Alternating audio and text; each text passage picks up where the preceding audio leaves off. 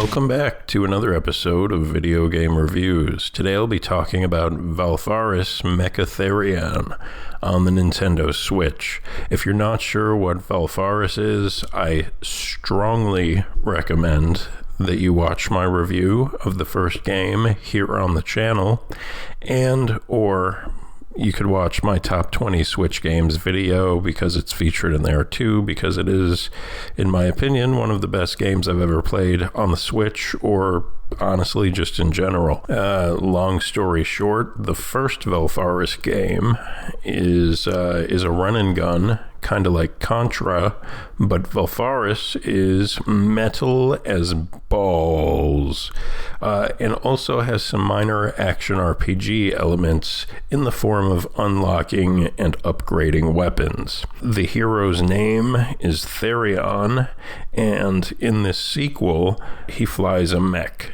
Hence the title Mecha Therion. Anyways, while the first Valfaris was a run and gun, this sequel switches genres to a side-scrolling spaceship shooter like R-Type or Gradius or Thunder Force, etc. In my opinion, the first game looks better, plays better, and is even more challenging and more rewarding than this sequel. That is not to bash this sequel at all, though. The first Valfaris was always going to be an incredibly tough act to follow, in my opinion. This sequel doesn't just change the genre, but also changes the visual style. Here in the sequel, they've decided to go with a 2.5D look with a textured, low poly style that seems like it belongs somewhere between a PS1 and a PS2 game.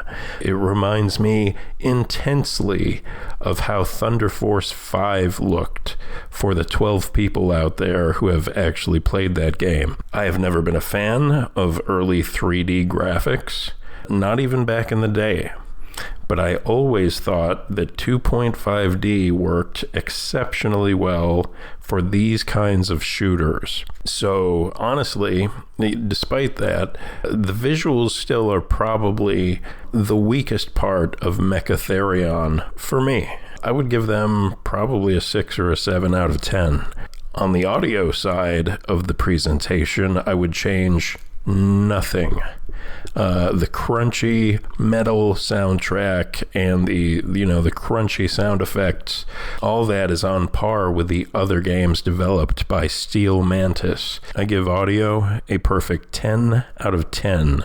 There has always been something about 2.5D games where, as much as I want to absolutely love them, the controls never seem quite as tight to me as a traditional 2D game, and that does still hold true here. It isn't a problem, but it is present, so just be aware of that if that's something that you're also kind of able to discern or perceive when you play games in that style.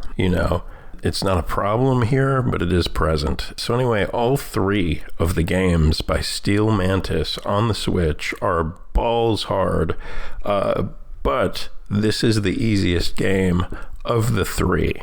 Not that that says much. I mean, it's definitely not easy. It's a pretty damn tough game, but between this, the first Valfaris, and Slain Back from Hell, I'm going to say that Mecha Therion is the easier game. Much like the first Valfaris, you'll be looking for weapons to unlock and the currency to upgrade those weapons. You most likely will never have enough currency to fully upgrade everything on a single playthrough. And honestly, I don't even know, I'm not even sure that's possible. But I see that as a good thing, because it forces you to make some tough choices and then make the best of those decisions. So it's much like life in that way, actually, which, quick sidebar, it does seem to me like people have forgotten that opportunity cost is not optional, okay? It's an inherent part of life. every time you choose anything ever, you are also giving up something else. Anyways, back to the game. If you're a fan of the first game and of side-scrolling shooters like this, then you probably need to check Mecha Therion out.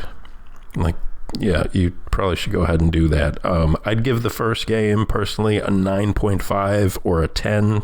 This one is probably around a 7.5 or an 8 for me, which is still very good. It sells for $20 on the eShop and takes up just under a gig of space.